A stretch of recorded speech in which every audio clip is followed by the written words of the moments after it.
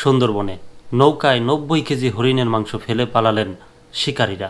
হরিণের মাংস একদম সাত রাজার ধন এমন টাইপের মাংস, কম বেশি সবাই পছন্দ করেন, কিন্তু হরিণের মাংস ইচ্ছা, স্বাদ, খাওয়ার স্বাদ জাগে মানুষের, তেমন টাইপের। তো সেই হরিণের মাংস সুন্দরবনে নৌকায় ফেলেই পালিয়েছেন হরিণ শিকারীরা বা কালোবাজারিরা।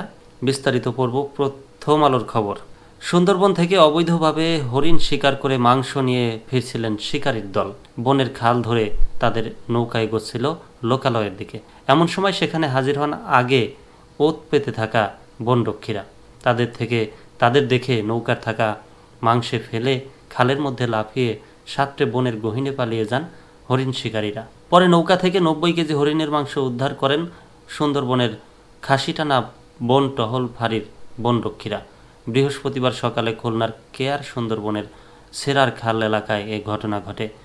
গহীন বন থেকে উদ্ধার করা হরিণের মাংস নিয়ে লোকালয়ে ফিরতে দুপুর গড়িয়ে যায়। আজ বৃহস্পতিবার বিকেলে কয়রার সিনিয়র জুডিশিয়াল ম্যাজিস্ট্রেট আদালত এলাকায় গিয়ে দেখা যায় উদ্ধার হওয়া হরিণের মাংস আদালতে আনা হয়েছে। আদালত ভবনের পেছনে গর্ত খোঁড়া হচ্ছে। পাশে দাঁড়িয়ে আছেন কয়েকজন বনকর্মী। তারা জানালেন আদালতের নির্দেশে হরিণের মাংস কেরোসিন তেল মাখিয়ে মাটিতে পুঁতে ফেলা হচ্ছে। সুন্দরবনের খাসিটানা টহল ফাঁড়ির ভারপ্রাপ্ত কর্মকর্তা মোহাম্মদ আনোয়ার হোসেন জানালেন, গোপন তথ্যের ভিত্তিতে কয়েকজন বনরক্ষীকে নিয়ে তিনি সেখানে অভিযান চালান। তবে তাদের দেখেই মাংস ফেলে পালিয়ে যান শিকারীরা।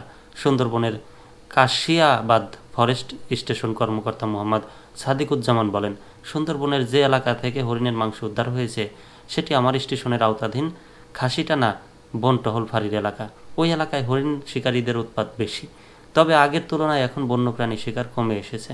আজও হরিণের মাংস জব্দের ঘটনায় বিকেলে কয়রা জ্যেষ্ঠ জুডিশিয়াল ম্যাজিস্ট্রেট আদালতে বন্যপ্রাণী নিধন আইনে মামলা হয়েছে। আদালতের নির্দেশে মাংস মাটিতে পুঁতে ফেলা হয়েছে। হরিণ নিধনে জড়িত ব্যক্তি ও হরিণের মাংস ক্রেতাদের চিহ্নিত করে গ্রেপ্তারে অভিযান অব্যাহত আছে।